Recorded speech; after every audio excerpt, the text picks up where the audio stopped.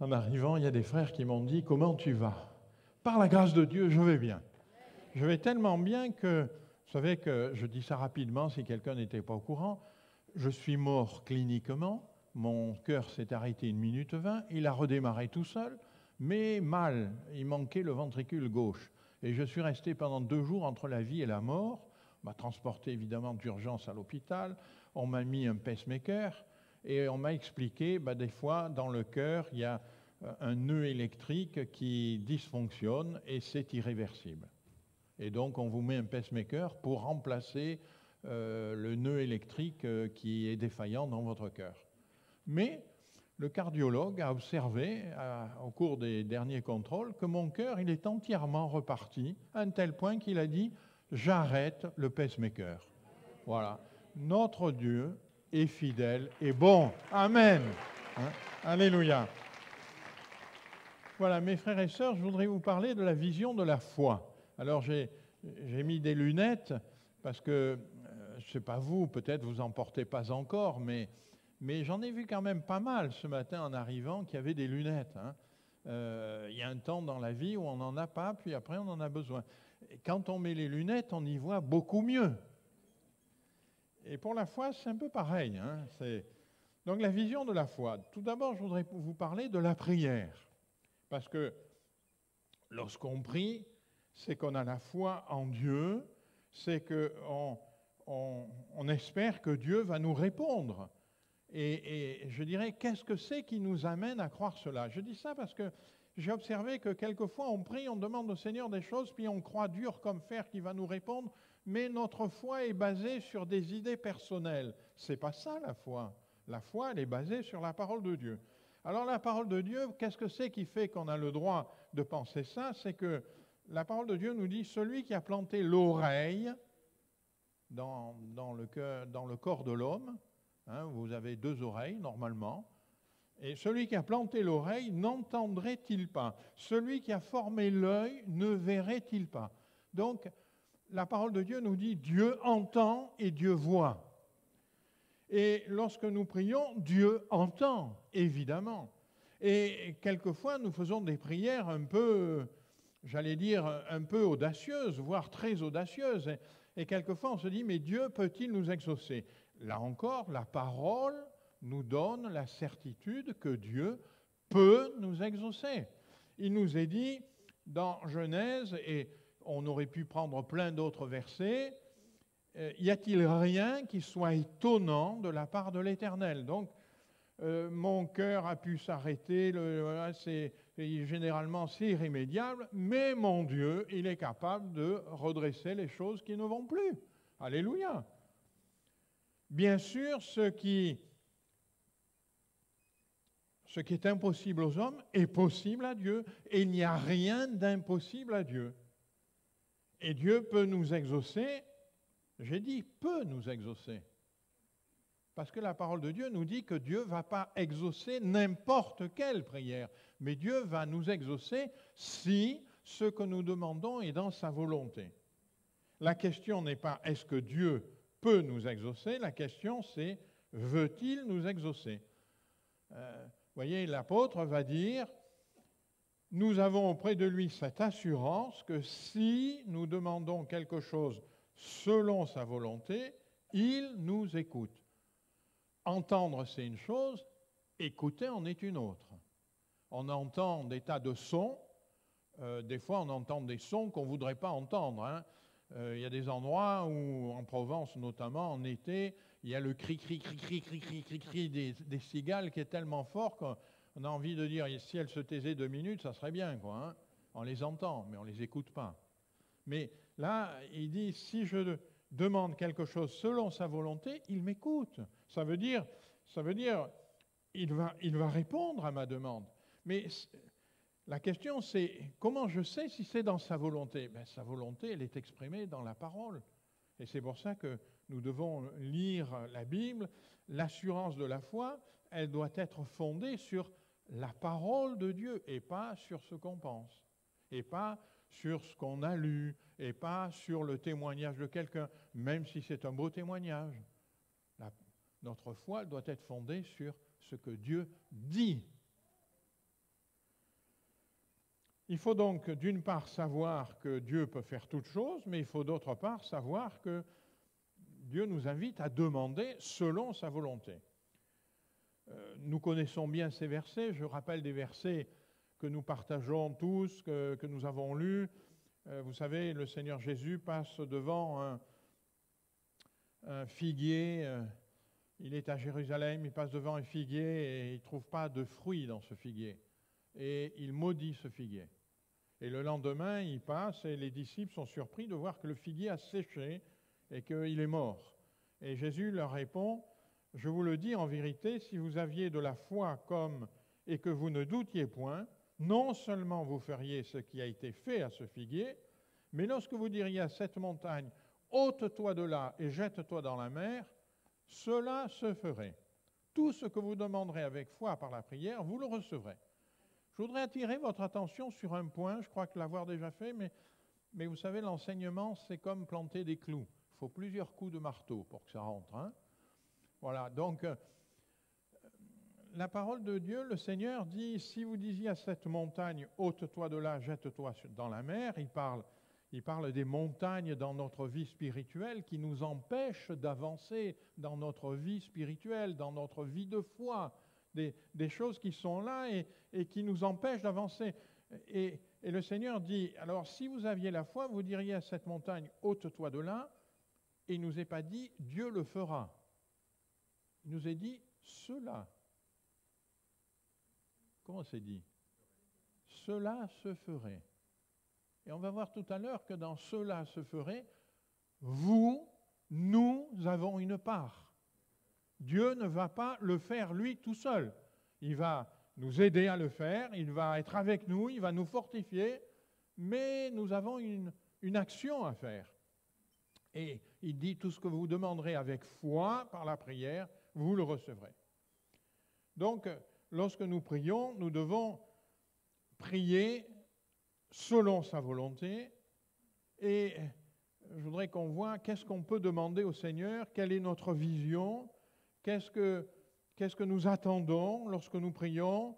Il y a bien sûr des fois où nous sommes dans des moments de besoins matériels. Seigneur, j'ai reçu un congé de mon appartement, je dois le quitter et je vais être à la rue. Seigneur, je t'en prie, ouvre une porte pour que je ne sois pas à la rue. Et le Seigneur bénit.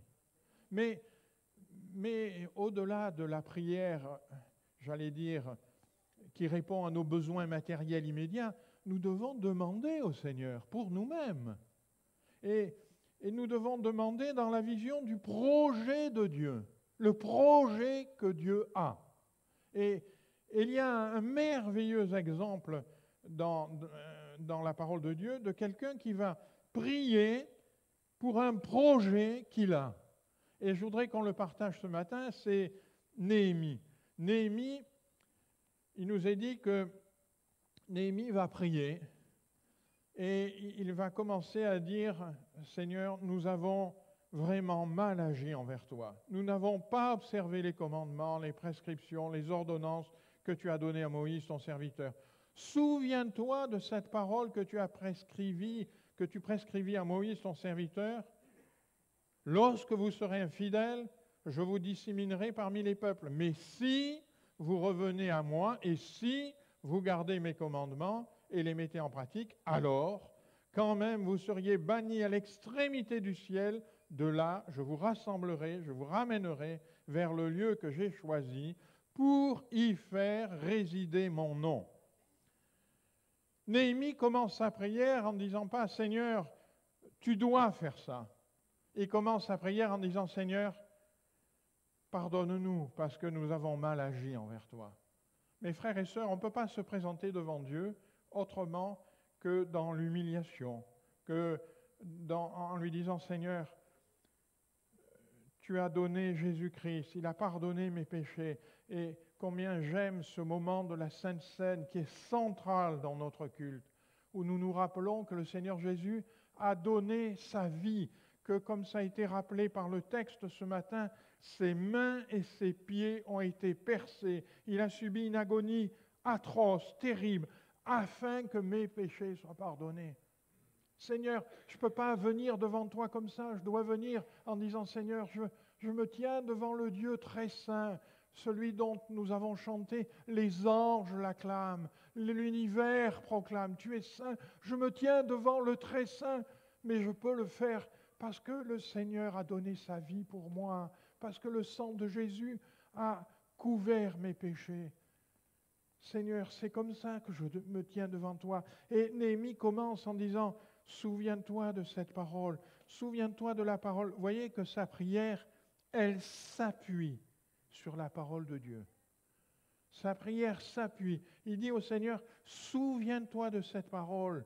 Seigneur, lorsque vous serez infidèles, lorsque vous serez disséminés, mais si vous revenez à moi, si vous gardez mes commandements et vous les mettez en pratique, alors je vous ramènerai. Et Néhémie va continuer sa prière en disant, ils sont tes serviteurs, ils sont ton peuple que tu as libéré par ta grande puissance. Et il va continuer en disant, ah Seigneur, Seigneur, que ton oreille soit donc attentive à la prière de ton serviteur et à la prière de tes serviteurs qui veulent craindre ton nom. Donne aujourd'hui du succès à ton serviteur, fais-lui obtenir la faveur de cet homme. J'étais alors échanson du roi. On va revenir là-dessus. Vous voyez, cette prière, ce début de prière de Néhémie, il concerne le pardon que Dieu peut accorder à celui qui revient à lui, à celui qui dit, Seigneur, pardonne-moi, j'étais loin, mais je veux revenir à toi. Je veux réécouter ta parole. Peut-être qu'il y a quelqu'un ce matin qui était loin, qui s'est un peu égaré, qui ce matin est là. Eh bien, si dans ton cœur tu dis, Seigneur, pardonne-moi, je veux à nouveau te connaître, je veux à nouveau partager ta parole, me nourrir de ta parole, je veux que tu me pardonnes. Le Seigneur te pardonnera. Alléluia. Et puis il va dire, donne aujourd'hui du succès à ton serviteur, fais-lui obtenir la faveur de cet homme. J'étais alors échanson du roi. Le pardon et la grâce. Il demande pardon et il demande grâce. Le texte continue, il nous dit que comme il était en train de verser le vin au roi, il était triste, il n'avait jamais paru triste en sa présence, et le roi va lui dire, mais pourquoi as-tu le visage triste? Tu n'es pourtant pas malade, ça ne peut être qu'un chagrin de cœur. Et il nous a dit que lui, il répond au roi, il dit d'abord, je fus saisi d'une grande crainte. Je vais expliquer pourquoi ça en détail tout à l'heure, il est saisi d'une grande crainte. Et je répondis au roi, que le roi vive éternellement. Pourquoi aurais-je pas le visage triste alors que la ville où sont les tombeaux de mes pères est détruite, que ses portes ont été dévorées par le feu? Le roi me dit, au fait, que demandes-tu donc? Je priais le Dieu des cieux. Vous voyez, il y a cette conversation avec le roi, et en même temps qu'il parle au roi intérieurement, il prie le Dieu des cieux parce qu'il était dans une grande crainte. Il prie le Dieu des cieux et je répondis au roi, s'il plaît au roi, et si ton serviteur a sa faveur, envoie-moi en Juda, vers la ville des tombeaux de mes pères, pour que je la rebâtisse. La crainte et en même temps la vision de la foi. Alors le roi va dire, ok, combien de temps ça va durer? Et le roi, il nous a dit qu'il plut au roi de le laisser partir, qu'il lui indiquait un délai. Et puis il nous a dit qu'il dit au roi, s'il plaît au roi qu'on me donne des lettres pour les gouverneurs des provinces de l'autre côté du fleuve, afin qu'ils me laissent passer jusqu'à mon arrivée en Juda, et une lettre pour Asaph, le garde forestier du roi, afin qu'il fournisse du bois de charpente pour les portes de la citadelle près du temple, pour la muraille de la ville, pour la maison où je me rendrai. Le roi me l'accorda, car la bonne main de mon Dieu était sur moi. Et je voudrais vous parler plus particulièrement de l'audace de la vision de la foi. Je voudrais qu'on voit 4 points ce matin. Le pardon et la grâce, on a vu déjà dans la prière de Néhémie. La crainte et la vision de la foi, ce qui n'est pas du tout contradictoire. l'œuvre de Dieu pour chacun d'entre nous et pour toi en particulier, et puis l'audace de la vision qui nous anime.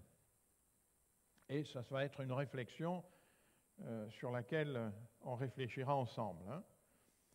Tout d'abord, le pardon et la grâce de Dieu. Ce n'est pas Dieu qui avait abandonné son peuple. Rappelez-vous la prière de Néhémie, il dit « Nous t'avons abandonné, nous avons abandonné tes commandements ». Ce n'est pas Dieu qui avait abandonné son peuple, c'est le peuple qui avait abandonné Dieu.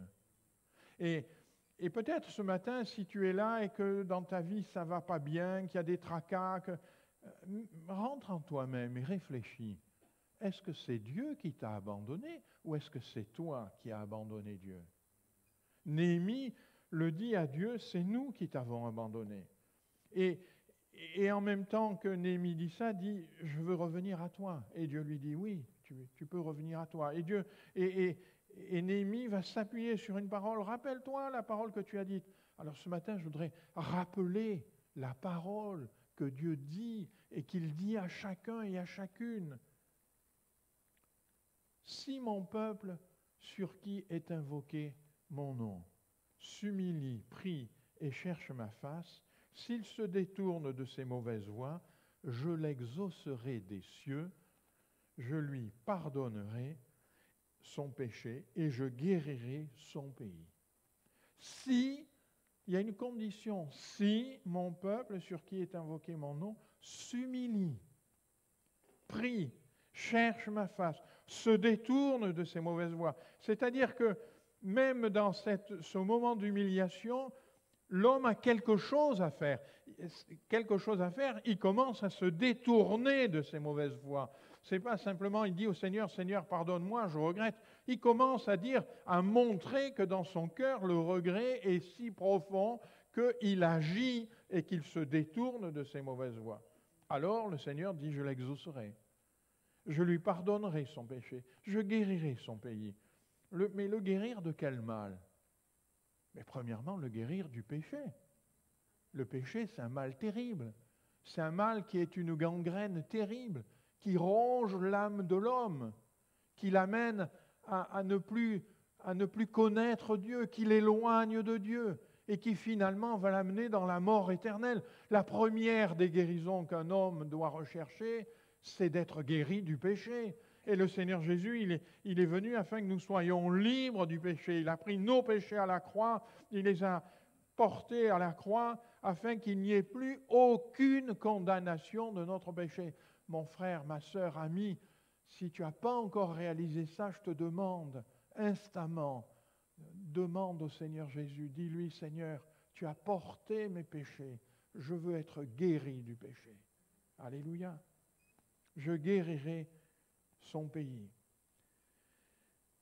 La parole nous dit encore, sur laquelle nous pouvons nous appuyer, si nous confessons nos péchés, il est fidèle et juste pour nous les pardonner et pour nous purifier de toute iniquité. J'attire votre attention sur le fait que tous ces versets, on les connaît, mais ils commencent toujours par « si ». Si. Nous pouvons nous appuyer sur cette parole. Nous pouvons nous appuyer sur ces paroles qui nous disent « Celui qui reconnaît son péché, qui s'humilie devant Dieu, qui demande pardon à Dieu, qui commence à montrer un changement dans son action, dans sa vie, alors Dieu le pardonne, le relève, le purifie. Amen. Amen. » Et puis maintenant, je voudrais vous parler de la crainte et de la vision de la foi. Néhémie dit, vous avez remarqué, « J'étais échanson du roi ». Alors, qu'est-ce que c'est qu'un échanson? Un échanson, c'était celui qui versait le vin, qui choisissait le vin, et qui le versait dans la coupe du roi. Mais avant de le verser dans la coupe du roi, il faisait quelque chose. Est-ce que vous savez ce qu'il faisait? Il goûtait le roi. Et il goûtait un peu avant. Il y avait un peu de temps entre le moment où il goûtait et le moment où il versait. Et pourquoi il y avait un peu de temps? Parce que le roi regardait, est-ce que le vin qu'on est en train d'ouvrir est empoisonné? À l'époque, ça allait bon train, l'empoisonnement. Donc, même encore aujourd'hui, dans certains pays. Et bon, donc il disait, je vais regarder, quoi. Hein. Et vous voyez, Néhémie dit, j'étais échanson du roi. Ce n'était pas un héros, ce n'était pas un homme de haut rang, ce n'était pas un entrepreneur, ce n'était pas un architecte, ce n'était pas un chef de projet, c'était quelqu'un de très simple, un échanson. Sa vie avait, je dirais, une importance relative, puisque le roi l'utilisait un peu comme un fusible. Hein. Si jamais il saute, c'est que le vin n'est pas bon. Si jamais il meurt, c'est que le vin n'est pas bon. Redonnez-moi un autre échanson. Oui, c'était quand même du consommable, les chansons. Hein. Donc, si vous comprenez bien ça, si on comprend bien ça, on se rend compte qu'entre les chansons et le roi, il y a un fossé social qui les sépare. Le roi, il est tout puissant, il a un royaume énorme, il a des armées, tout le monde lui obéit au doigt et à l'œil, et lui, les chansons, c'est un consommable qui est là dans la maison du roi. Un fossé qui les sépare. Et on comprend que Néhémie, quand il s'adresse au roi, il dit « Je fus saisi d'une grande crainte », parce qu'il s'adresse là à quelqu'un qui est tellement, tellement au-dessus de lui, qui a tellement des pouvoirs supérieurs à lui. Et voyez-vous, Néhémie va avoir d'un côté une grande crainte et en même temps une grande foi. On peut avoir une grande foi et passer par un moment où on est dans une grande crainte. La crainte, ce n'est pas incompatible de la foi. Il y a des hommes dans la Bible qui ont craint. Il nous est dit que Paul, dans le naufrage, dans les Actes, il nous est dit qu'il pensait perdre la vie. Il ne comprenait plus. Pourtant, Dieu l'avait envoyé pour évangéliser à Rome, mais il disait, là, nous n'avions plus aucune espérance, nous pensions perdre la vie. Il y a une grande crainte qui s'empare de lui, et il y a un ange qui vient le rassurer, lui dit, non, non, tu iras bien à Rome. Et je vous laisse lire la suite. Donc on peut être dans un moment de crainte. Pourquoi?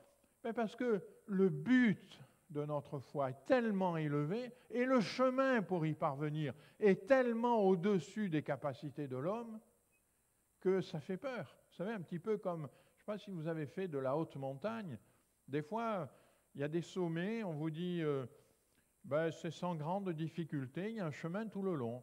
C'est vrai, il y a un chemin tout le long. Sauf que vous passez sur le chemin et là, il y a 1000 mètres d'à-pic, quoi. Vous avez un peu le vertige. Mais il y a un chemin. Et c'est pas la peine de mettre les mains, on peut marcher sur le chemin. Mais le vertige, il est là parce que c'est vertigineux. Eh bien, de la même façon, la foi et le chemin de la foi peut passer par des moments où c'est vertigineux, où on a une certaine crainte. C'était le cas de Néhémie. Néhémie, il est dans une situation, il n'est rien du tout, il s'adresse à un roi qui est tout puissant, et là, pendant un moment, il dit, je suis dans la crainte, je suis dans un moment difficile. Là, à cet instant précis, c'est chaud, on dirait maintenant, c'est chaud. Qu'est-ce qu'il fait? Intérieurement, il prie. Mon frère, ma sœur, ça t'arrive peut-être dans ton chemin de passer par des moments un peu chauds, un peu difficiles. Prie le Dieu des cieux. Demande au Seigneur, dis-lui, Seigneur, garde-moi là dans ce moment terrible que je passe. Garde-moi.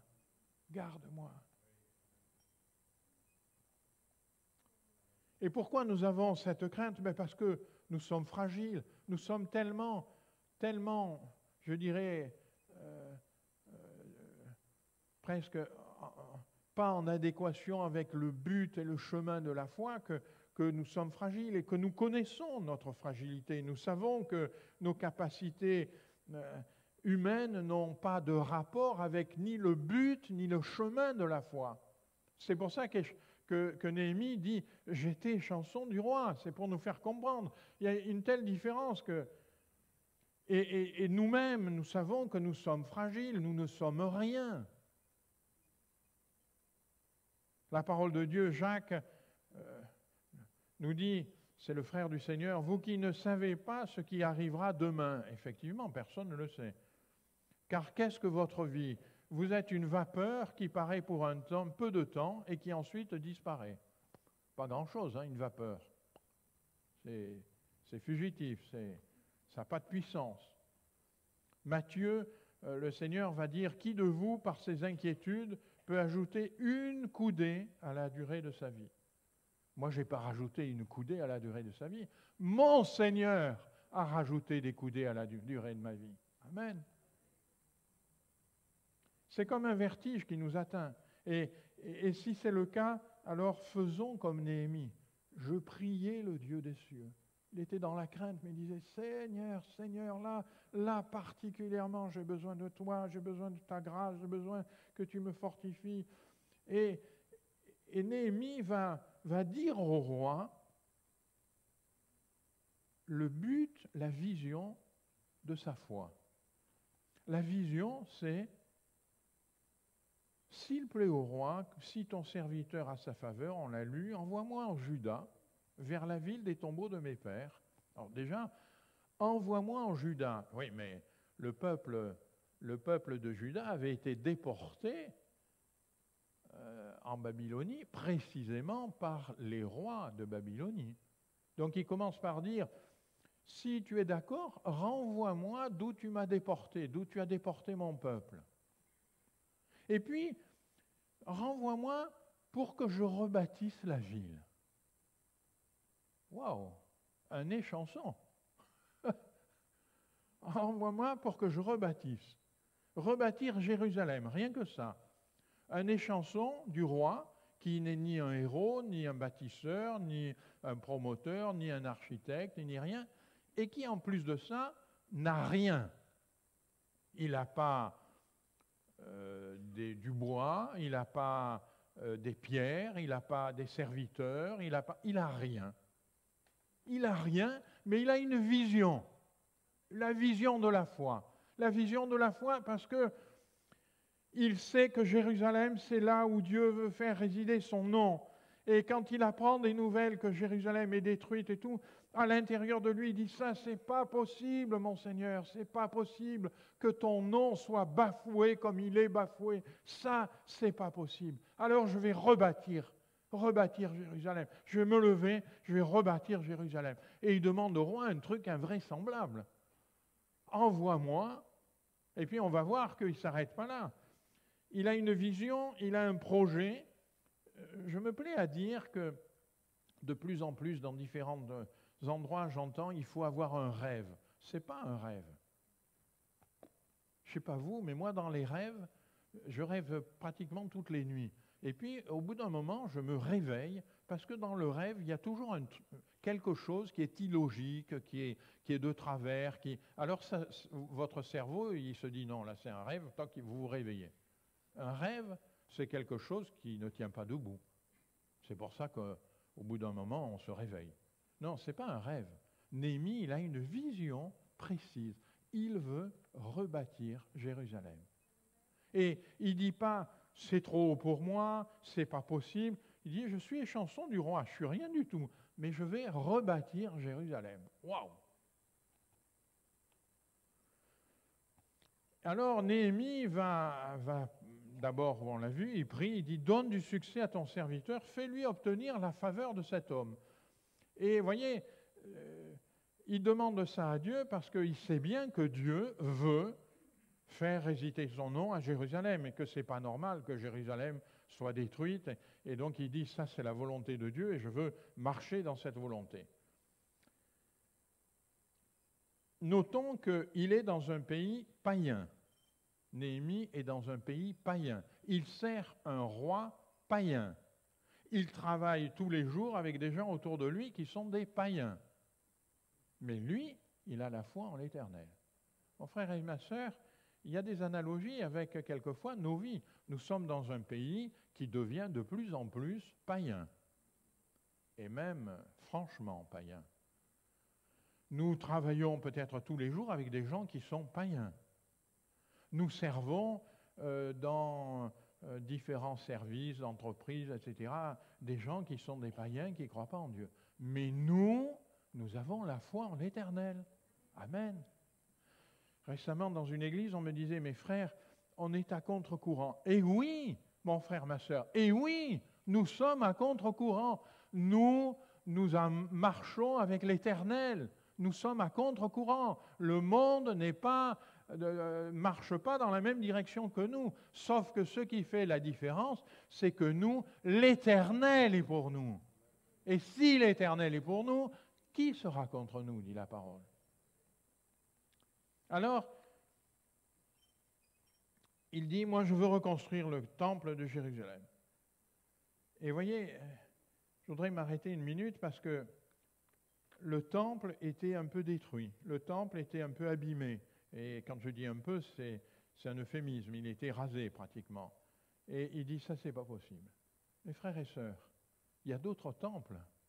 Dans le Nouveau Testament, il nous a dit que nous sommes le temple. Ne savez-vous pas, l'apôtre va dire, ne savez-vous pas,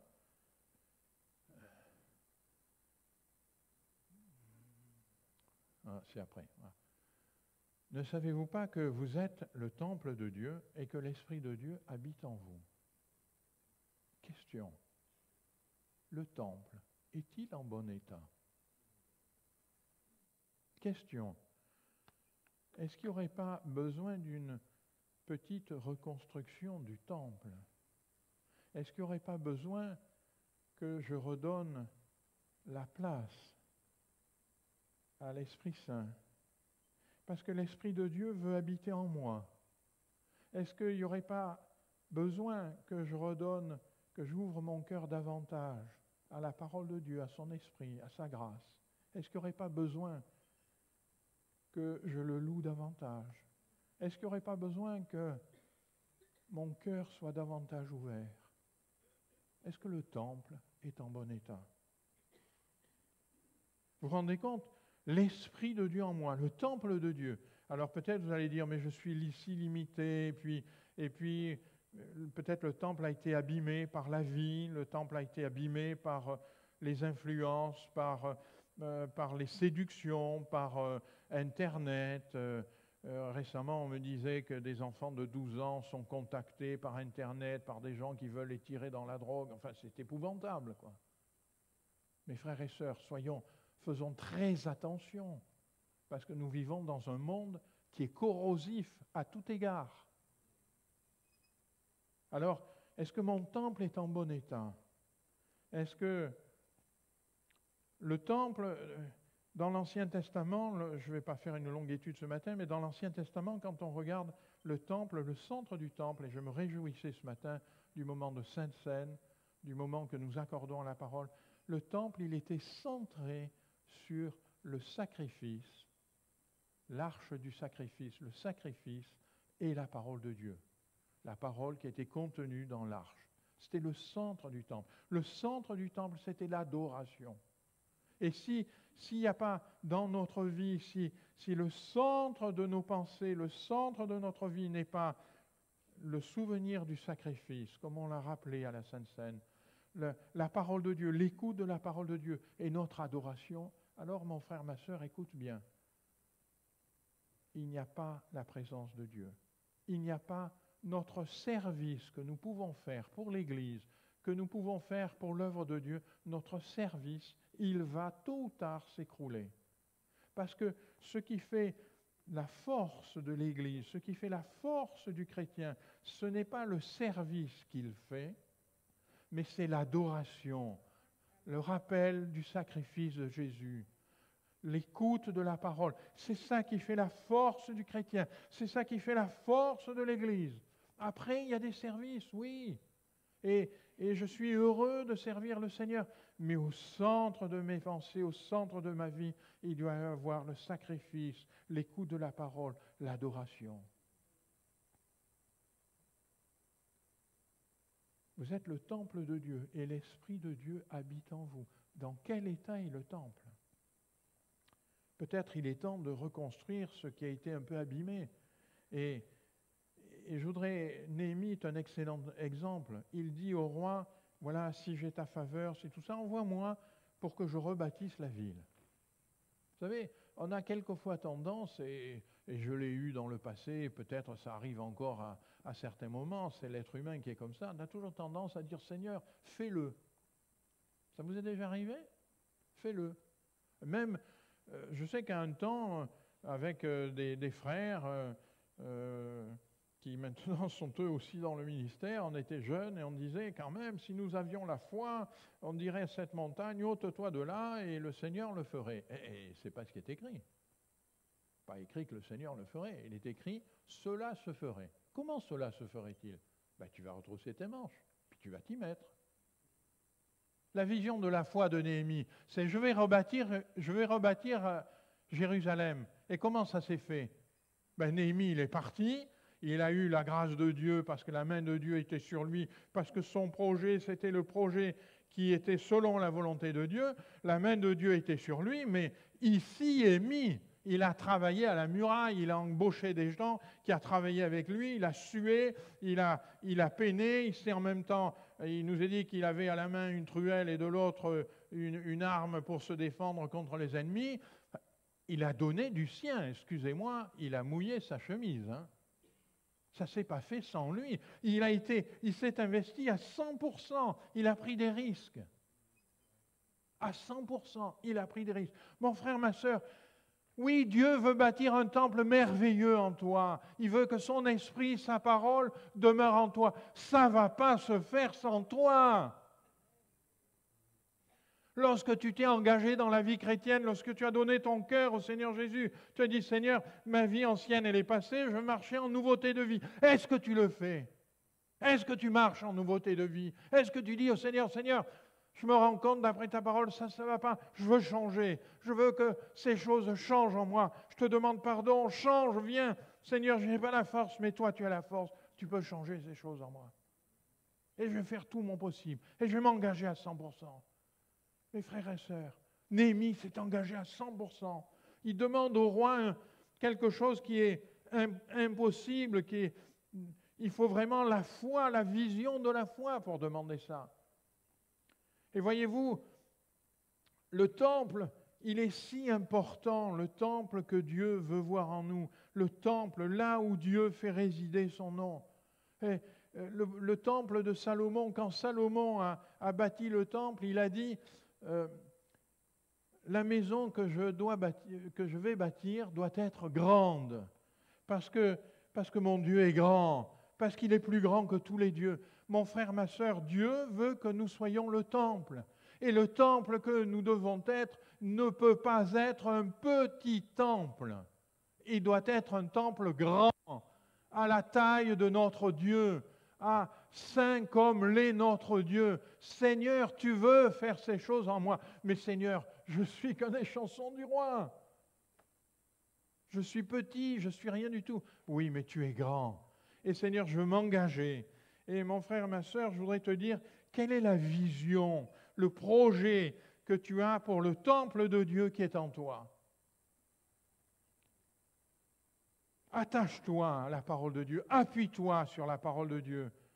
Mets le sacrifice de Christ et l'adoration et l'écoute de sa parole au centre de ta vie. Attache-toi à l'Église qui va t'aider à grandir dans la connaissance et dans la stature spirituelle.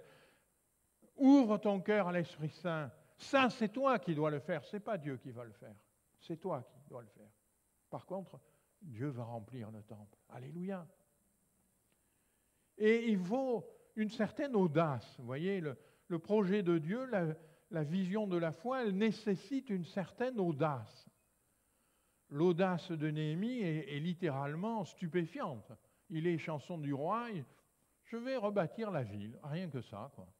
Il n'a rien, et il ne sait même pas si le roi va lui permettre, il ne sait même pas s'il va pouvoir traverser les provinces, et il va demander au roi, il dit voilà, d'abord il demande à Dieu, il dit Seigneur, donne-moi du succès, donne-moi que j'ai la faveur de cet homme, parce que cet homme, il peut être la clé qui va ouvrir tout. Vous voyez qu'il a une vision précise. La foi, ce n'est pas quelque chose de vague, c'est quelque chose de précis. Je m'appuie sur la parole de Dieu, et il y a un but précis. Et il va dire, voilà, tu vas me donner du succès, et va demander au roi des lettres pour passer, les matériaux qu'il n'a pas. Vraiment. Hein. Et pourquoi le roi ferait tout ça? Mais le roi va le faire, parce que Dieu va incliner son cœur. La foi, elle nécessite une audace. Et lorsque j'ai la foi, je suis comme celui qui passe sur ce chemin où il y a un précipice, il y a peut-être un peu de crainte, parce que je dis, Seigneur, c'est vertigineux, mais je peux y passer, parce que j'ai la foi. Et je vais y passer. Et quand je regarde la Bible, je me rends compte qu'il y a plein d'exemples où il y a des gens qui sont passés comme ça au bord d'un précipice, mais ils sont passés par la foi. Par la foi. C'est des exemples pour nous. Un jour, il y a un jeune garçon, il voit un grand balèze énorme, un géant, là, qui insulte l'armée de l'Éternel. Il dit, mais ça, c'est pas possible. Moi, je peux pas tolérer qu'on insulte le nom de l'Éternel. Ça, c'est pas possible. Moi, je vais y aller le tailler en place. Ce garçon, il s'appelle David. Il va lutter contre Goliath et on sait qu'il va être vainqueur. Pourquoi? Mais parce qu'il défend le nom de l'Éternel. Frères et sœurs, je vais vous donner une chose que je n'ai peut-être jamais dit. Lorsque j'ai reçu les examens qui me disaient que j'avais un cancer, qu'il était très avancé, il y a de ça maintenant 3 ans en arrière, j'étais dans une chambre d'hôtel, j'étais au congrès des Assemblées de Dieu, j'étais dans ma chambre d'hôtel seul. J'ai reçu cette nouvelle, j'ai dit, mais Seigneur, ça c'est pas possible. Personne n'a le droit de m'enlever la vie, il n'y a que toi qui es le roi des rois, le prince de la vie, je t'ai donné ma vie, elle t'appartient, personne n'a le droit de m'enlever la vie. Amen. La vision de la foi, elle est précise. Il y a quelque chose de précis. Et là, David, il dit, on insulte le nom de l'Éternel. Quelque part, on n'a pas le droit d'insulter la vie de l'Éternel qui est en toi. Tu es fils et fille du Dieu vivant des armées. Amen. Personne n'a le droit d'insulter l'armée de l'Éternel. Et si quelqu'un insulte l'armée de l'Éternel, alors lève-toi et dis, Seigneur, ça c'est pas possible, je vais lutter. Et je vais être vainqueur, parce que tu seras avec moi. C'est ce que David fait. L'audace de la vision d'Élisée. Élisée, il est avec Élie. Il voit que c'est le prophète de l'Éternel, que c'est la force d'Israël, c'est la voix d'Israël. L'Éternel parle par Élie, fait des miracles extraordinaires. Et lorsqu'Élie part, il va dire, il va demander à Élie, eh bien, je te demande une chose, c'est de prendre la relève, d'être moi maintenant le prophète de l'Éternel. Je te demande une double onction, une double portion. C'était ce qui revenait à celui qui portait le nom de la maison. Et il demande tellement quelque chose. Lui, dans ce cas-là, Élisée, c'était le serviteur du prophète Élie. Il nous est dit qu'il versait l'eau sur les mains d'Élie. Ça ressemble un peu à Néhémie qui était chanson. Hein. Il versait l'eau. C'était pas un héros, c'était pas un prophète, mais il réalise, le prophète va partir. Eh bien, Seigneur, Israël, il a besoin d'un prophète. Ta volonté, c'est qu'il y ait un prophète en Israël. Ta volonté, c'est que ton nom réside là. Eh bien, Seigneur, moi, je veux me lever et que je sois ce prophète-là. Il demande quelque chose. Il a une certaine audace. Hein. D'ailleurs, il a une telle audace que Élie lui répond, tu demandes une chose difficile. Mais si tu me vois pendant que je serai enlevé d'avec toi, cela t'arrivera, sinon cela ne t'arrivera pas. Et il nous est dit qu'Élisée le voit monter et il devient le prophète d'Israël.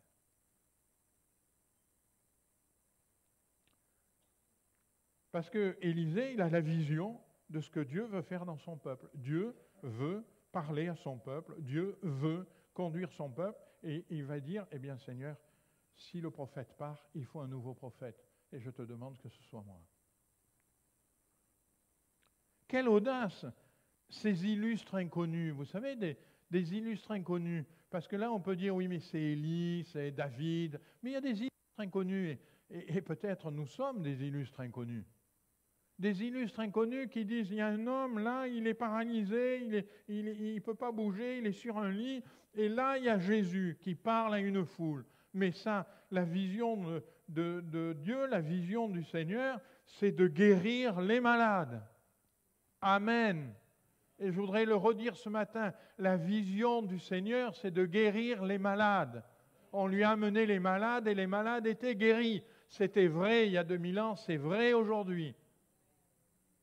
Alors ces hommes, ils disent, la volonté du Seigneur, c'est de guérir les malades. Cet homme, il est paralytique, Jésus, il est là, il y a une foule telle qu'on ne peut pas aller lui parler, qu'on ne peut pas le toucher, eh bien, on va monter sur le toit. On va démonter le toit, Et bon, les maisons, elles avaient des toits plats avec des espèces de terrasses, vous pouvez voir ça encore en Grèce, dans certains pays, et il y a sur le côté de la maison un petit escalier en pierre qui grimpe et qui est raide. Pourquoi je dis ça? Parce que essayer de monter une civière avec quelqu'un allongé dans un escalier étroit et raide, arriver en haut de telle sorte à ce que dans la civière, il y ait toujours le paralytique. Ça n'a pas dû être, vous savez, on le lit facilement, ça n'a pas dû être une partie de plaisir. Hein. Ils devaient être sans doute 3 ou 4. Hein. Il a fallu qu'ils s'entendent, qu'ils se coordonnent, qu'ils se mettent d'accord, qu'il y ait des efforts fournis. Mais ils avaient une vision. Ils savaient que le Seigneur est celui qui guérit. Amen. Et ils ont dit, ça, c'est pas possible, nous, on ne peut pas le laisser comme ça, on veut qu'il soit guéri. Et comme ils ne savaient pas par où l'introduire, eh bien, ils montent sur le toit, ils le descendent par une ouverture au milieu de l'assemblée devant le Seigneur Jésus, et le Seigneur Jésus va le guérir. Amen. Mon frère, mon ami, ce matin, tu peux monter on n'est pas obligé de monter sur le toit. Hein. On peut venir simplement, et peut-être tout à l'heure, on prendra un moment pour prier. Quelle audace! Pierre à la Pentecôte, on vient de crucifier le Seigneur Jésus. Les chrétiens sont pourchassés, on les met en prison. Et lui se lève à la Pentecôte, il s'adresse au peuple, il dit, ce Jésus que vous avez crucifié. Quelle audace! Eh bien, ce Jésus, il est le Fils de Dieu, il est prêt à vous pardonner, il est prêt à pardonner vos péchés, il est prêt à vous donner la vie éternelle, et il est prêt à vous baptiser du Saint-Esprit. Quelle audace! Quelle audace! Il dit ça à des gens qui étaient dans Jérusalem, dans cette ambiance terrible où les chrétiens étaient pourchassés. Voilà, le Seigneur Jésus veut faire ça. Il est celui, ce matin, qui veut vous baptiser du Saint-Esprit. Amen. La volonté, le plan de Dieu, c'est le même. La volonté, le plan de Dieu, c'est de sauver les hommes, c'est de les guérir, c'est de faire en eux le temple du Saint-Esprit, c'est de les baptiser de son esprit, c'est de leur faire vivre la Pentecôte. La Pentecôte, ce n'est pas simplement le baptême du Saint-Esprit, c'est l'onction du Saint-Esprit dans une vie, c'est les fruits de l'Esprit dans une vie, c'est des guérisons, des prodiges, des miracles, c'est la Pentecôte. Voilà ce que Dieu veut faire. Il est le même, il veut le faire aujourd'hui. La vision de la foi. Mon frère, ma sœur, j'aimerais que ce matin, dans ton cœur, il y ait la vision de la foi. Ouais, tu es tout petit, ouais, tu es juste un de ces anonymes dont ici le texte nous parle. Oui, mais garde dans la vision ce que Dieu veut faire. Nous avons été heureux de vous proposer ce message.